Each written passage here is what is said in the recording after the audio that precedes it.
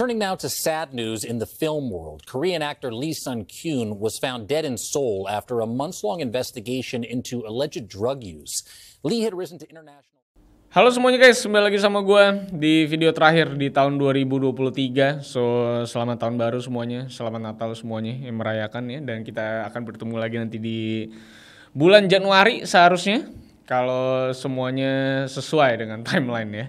Dan di video kali ini gue mau ngebahas soal berita yang baru aja kejadian di Korea Selatan, yaitu soal Lee Sun-kyun ya, yang kemarin baru aja ditemuin meninggal dunia di mobilnya.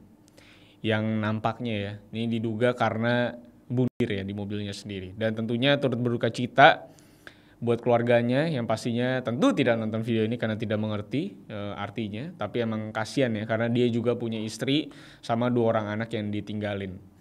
Nah, tapi yang jadi masalah itu, kasus bundirnya si Sun-kyun ini cukup ngerembet kemana-mana. Dari mulai masalah media Korea yang sekotor itu dalam menggiring opini masyarakatnya, dan biar dapat traffic juga, sampai kedugaan penutupan kasus rezim Korsel sekarang yang rumornya itu ditutup-tutupin pakai kasus-kasus selebriti yang terjerat narkobaan. Ya, ini dia adalah pemeran dari film Parasite yang luar biasa sekali. So, gimana kasusnya? Let's begin the case, guys.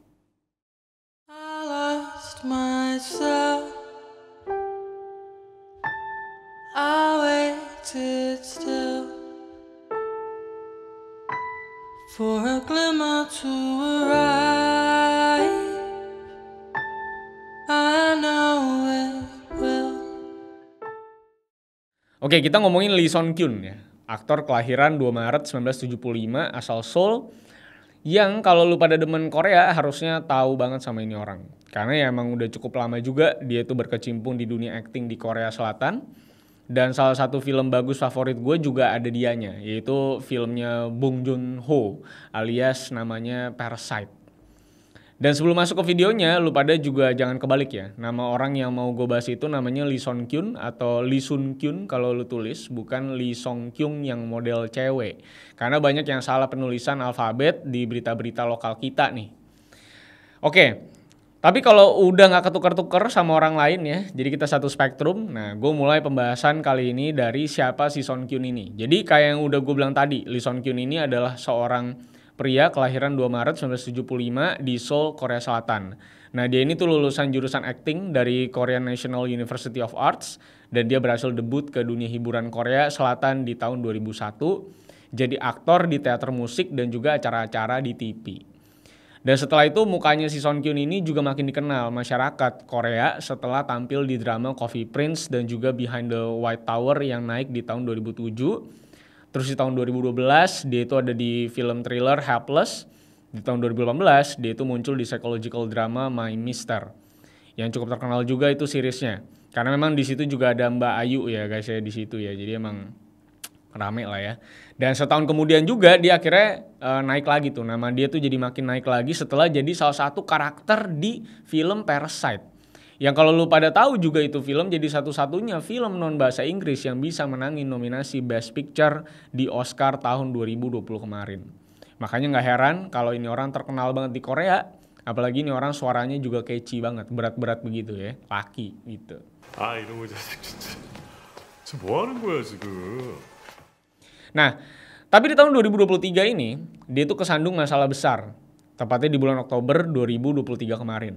Jadi di pertengahan Oktober, tepatnya di tanggal 19, kepolisian Incheon itu lagi ngelakuin investigasi ke total 3 plus 5 orang yang ada di daftar mereka.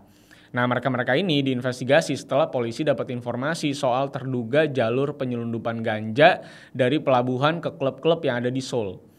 Nah, dari 8 orang yang disebut lagi diinvestigasi tadi, ternyata salah satunya itu adalah Hwang Hana, cucu dari cebol di sana ya. Yang tepatnya itu cucu dari Namyang Dairy Products. Jadi cebol itu perusahaan-perusahaan besar di Korea Selatan yang mengendalikan negara lah bisa dibilang.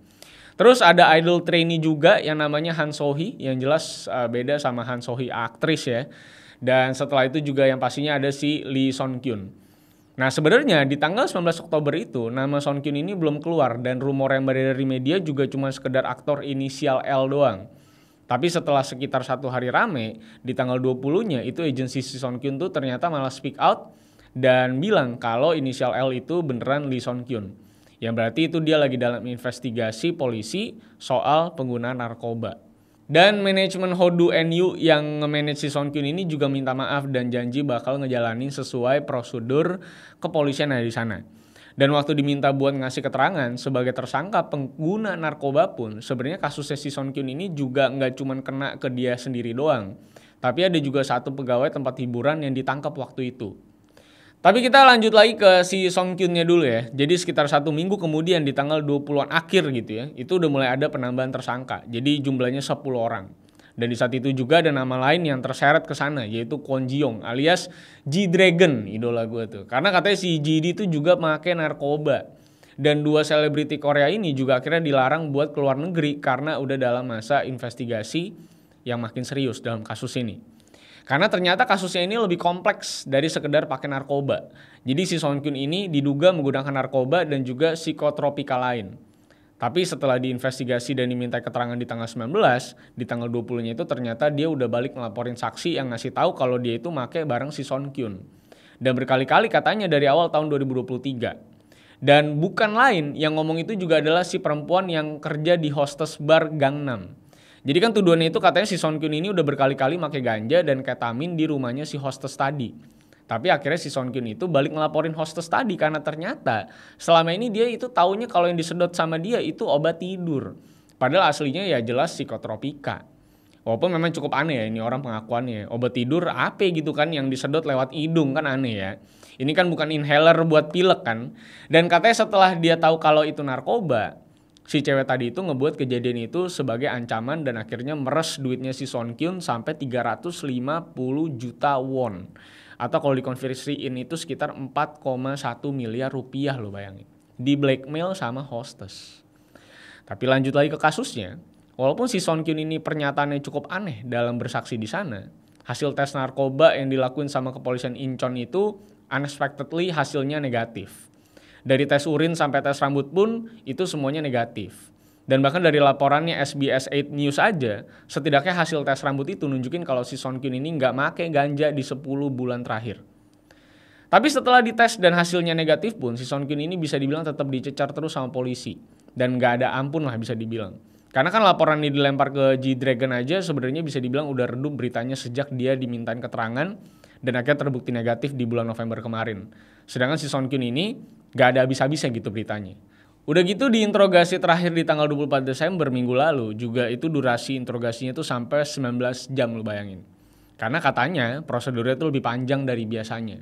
Soalnya kan dia di situ kondisinya sebagai tersangka pengguna narkoba dan juga sebagai korban pengancaman dan pemerasan dari si hostess tadi. Jadi bisa dibilang interogasi sebagai pelapor dan juga terlapor bisa dibilang. Padahal sekali lagi ya, di sini pun kondisinya itu ada setelah si Son Kyun itu sebenarnya udah terbukti negatif dari beberapa tes tadi. Dan dia juga jadi protes karena seakan-akan polisi itu nggak mentingin hasil negatifnya. Dan lebih mentingin laporan yang dasarnya itu dari keterangan saksi tanpa bukti konkret sebenarnya. Tapi setelah itu, udah sesi interogasinya selesai di jam 5 subuh tanggal 24. Sampai tiba-tiba kemarin di jam 10.30 tanggal 27 Desember 2023. Ada kabar kalau Lee Song Kyun itu ditemuin meninggal di dalam mobil. Yang lokasinya itu ada di dekat Waryong Park, Seoul. Jadi dia ini dilaporin hilang sama manajernya. Dan setelah polisi nemuin dia, di dalam mobilnya itu cuman ada dia yang udah gak bernyawa. Sama arang briket yang ada di kursi penumpang. Setelah dilakuin penyelidikan, yang baru ditemuin per gua buat video ini, yaitu adalah memo yang dia tinggalin di rumahnya. Yang dimana isinya juga tidak dipublikasikan. Dan badannya juga udah ada di rumah duka. Yang kalau lu lihat videonya juga udah banyak kerabat dan selebriti yang udah ngelayat ke sana. Dan tentunya proses dari mulai di rumah duka sampai ntar ke penguburan juga dilakukan secara privat katanya. Dan kalau kita tarik garis dari kasus ini, sebenarnya yang mau gue bahas sedikit itu seberapa politiknya ini kasus narkoba. Dari yang sekedar tuduhan yang gak selesai-selesai, sampai akhirnya ngebuat terduga pelaku itu bunuh diri. Karena isu soal masalah ini juga cukup vokal disuarakan sama oposisi rezim Korea Selatan sekarang, yaitu adalah Demokratnya. Karena di waktu berita ini muncul dan mulai rame-rame di media-media Korea, beberapa perwakilan dari Partai Demokrat itu juga sempat ngomong di ruang publik kalau situasinya itu quote-unquote aneh lah. Yang dimana tiba-tiba ada nama-nama selebriti gede kayak si Lee Son Kyun dan G-Dragon yang tiba-tiba barengan disangkut pautin sama kasus narkoba. Sedangkan di belakang itu ada beberapa isu politik yang sebenarnya lagi terjadi. Kayak contohnya itu dari mulai kasus kekerasan di sekolah yang dilakuin anak perempuannya sekretaris protokoler kepresidenan si Kim Song Hee, yang dimana anak perempuannya itu sampai bikin korbannya cedera selama 9 minggu. Udah gitu waktu di partai dari Presiden Yoon Suk Yeol itu juga baru kalah waktu ada pemilihan wali kota daerah Gangseojo. Walaupun ya Justice Ministernya Korsel juga ngerespon kalau itu cuma tuduhan tanpa dasar. Dan katanya narkoba itu nggak ada hubungannya sama sekali sama politics.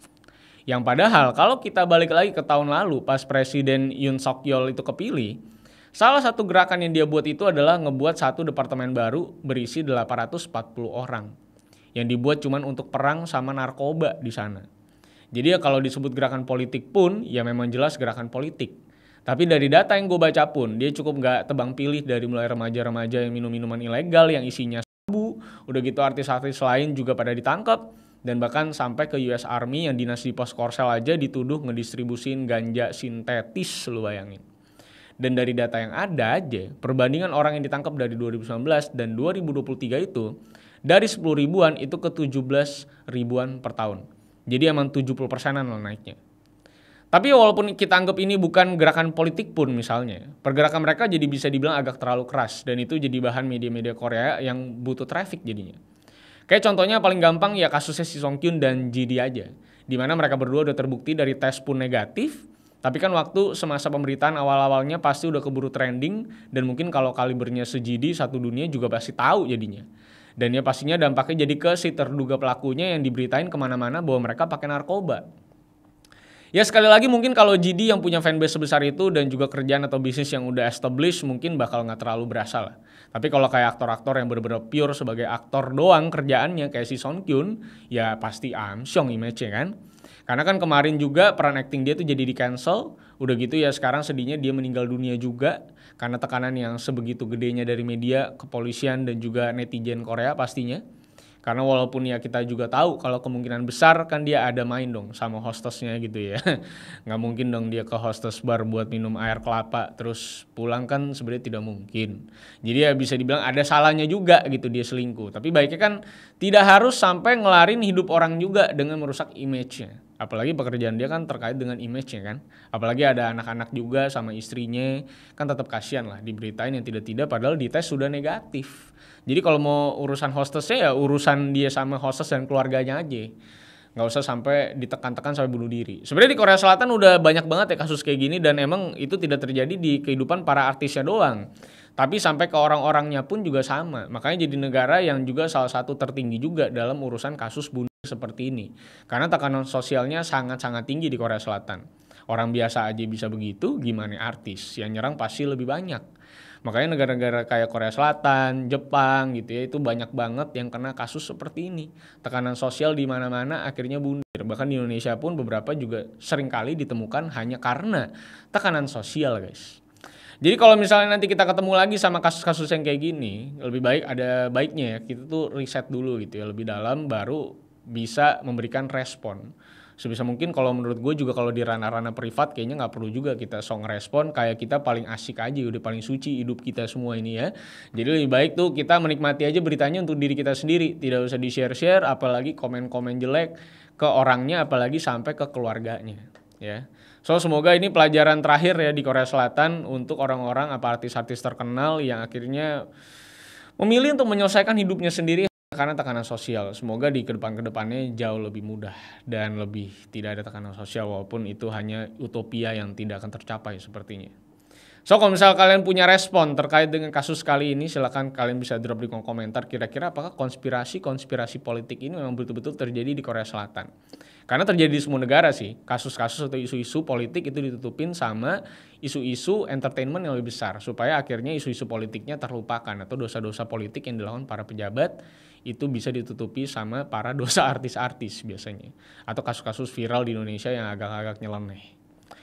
So, menuju tahun politik pasti lebih banyak lagi berita-berita seperti ini yang lebih menggemparkan nanti di Indonesia ya. Ini kan baru dari Korea Selatan, pasti di Indonesia nanti juga pasti banyak ya kan. Apalagi menuju Pilpres nanti ya. So, terima kasih sudah nonton sampai akhir. Jangan lupa like, share, dan subscribe. Dan sampai jumpa di tahun 2024. Kalau kalian suka dengan video kali ini, silahkan juga follow gue di @rivalsatosa dan tentunya support channel ini. Dan terima kasih yang sudah menonton sepanjang tahun 2023 ini, dan kita akan ketemu lagi di kasus-kasus menarik di tahun 2024. So see you on the next case, guys. I lost myself. I waited still for a glimmer to arrive.